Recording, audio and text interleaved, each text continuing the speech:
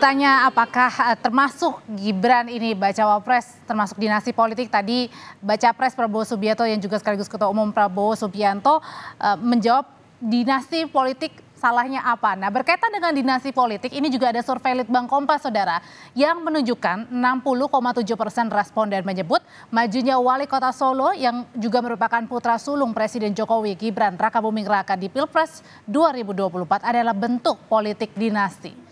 Survei dilakukan dengan pengumpulan pendapat melalui telepon pada tanggal 16 hingga 18 Oktober dan lebih lengkapnya kita akan bahas terkait dengan isu politik dinasti ini terkait dengan majunya putra sulung Jokowi Gibran Rakabuming Raka di Pilpres 2024 bersama peneliti Litbang Kompas Yohan Wahyu. Selamat sore Mas Yohan. Selamat sore. Tadi ketika ditanya nih oleh responden, apakah terpilihnya Gibran untuk melaju ke Pilpres ini merupakan sebagai bentuk politik dinasti? Ada 60,7% menyatakan iya, sementara 24,7% menyatakan bukan bentuk politik dinasti. Sisanya responden menyatakan tidak tahu. Jadi ini bisa dikatakan respon publik negatif dengan majunya Gibran? Iya, sejak pendapat ini kan juga sering kita menangkap persepsi publik ya. Kita tahu ketika jajak pendapat ini dilakukan, proses di Mahkamah Konstitusi itu kan sedang berjalan ya. Dan kita tahu opini publik pada saat itu memang selalu dikait-kaitkan wacana Gibran Rakabuming Raka dalam bursa capres itu dikait-kaitkan dengan wacana soal politik dinasti. Karena itu kita ingin menangkap apa benar ketika Gibran masuk dalam kontestasi itu juga bagian dari politik dinasti ya. Kita ingin menangkap respon publik ya, persepsi publik ya. Dan hasilnya memang ada 60,7% yang mengatakan publik mengakui, responden mengakui bahwa ketika Gibran itu maju sebagai cawapres itu adalah bentuk dari politik dinasti. Sebagian yang lain menyatakan sebaliknya tidak menjadi bagian politik dinasti. Jadi memang kita coba menangkap persepsi publik ketika proses di MK berjalan di satu sisi, di sisi yang lain memang wacana atau diskursus soal politik dinasti itu menguat gitu ya pada akhir-akhir belakangan ini. Padahal kalau kita lihat rekam jejaknya, Gibran ini kan muncul ketika Pilkada 2020 seperti halnya Bobi Nasution, iparnya yang juga maju di Pilkada Kota Medan di tahun 2020. Wacananya tidak begitu kuat dibandingkan wacana sekarang soal politik dinasti yang sama-sama keduanya maju dalam kontestasi politik. Tensinya menjadi kuat ketika memang proses di MK, kemudian hasil MK itu kemudian menyatakan ada yang menyatakan usia 40 tahun menjadi kepala daerah atau pengalaman usia 40 tahun bisa maju pilpres atau pengalaman sebagai kepala daerah. Artinya memang tensi yang membuat isu politik dinasti ini menguat dan muncul itu tidak lepas dari polemik dari putusan Mahkamah Konstitusi. Jadi berbuat tonnya negatif ketika hasil putusan MK. Karena kan tadi baru saja kita dengarkan bersama baca pres Prabowo bilang salahnya apa kalau politik dinasti Prabowo juga demikian seperti itu.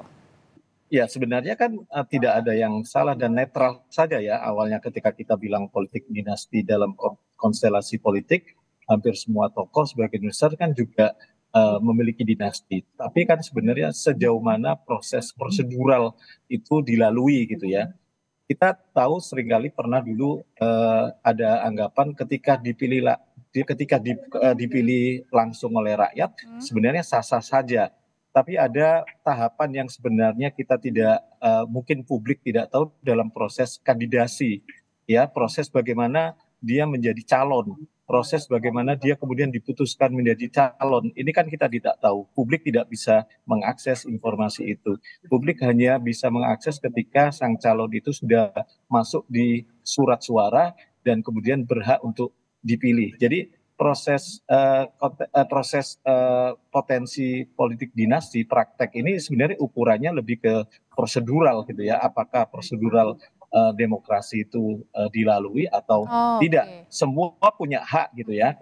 Jajak pendapat Kompas juga menyebutkan apakah politik dinasti itu jika ada larangan untuk mencegah politik dinasti itu apakah sebuah bentuk membatasi hak politik orang lain, ini pendapatnya terbelah.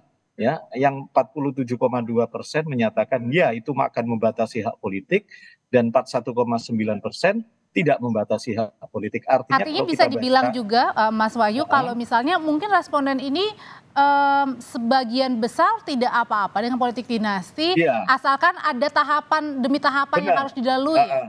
Ya benar, jadi ada menyeimbangkan antara satu sisi hak politik semua orang harus dijamin, di sisi yang lain prosedur demokrasi, tahapan-tahapan proses dari mulai kandidasi, kemudian seleksi dalam konteks pemilihan itu juga harus dilalui dengan benar dan semua orang punya kesempatan yang sama baik di tahapan kandidasi maupun di tahapan seleksi. Ini yang sebenarnya jadi titik tekan ketika kita seringkali memperdebatkan soal politik dinasti. Padahal kita sudah pernah ada upaya untuk membatasi lahirnya politik dinasti itu dengan waktu itu kasus pilkada ya di pasal 7 Undang-Undang Pilkada, Undang-Undang 8 tahun 2015 soal larangan bagi keluarga dari petahana baik Baik. dari keluarga baik sisi atas, bawah, kiri, kanan ya, ipar, kakak, orang tua, anak itu dilarang selama satu periode selama petahana menjabat.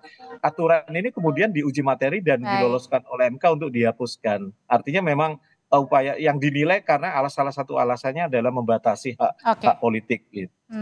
Terima kasih untuk ulasannya Mas Wahyu. Terima kasih.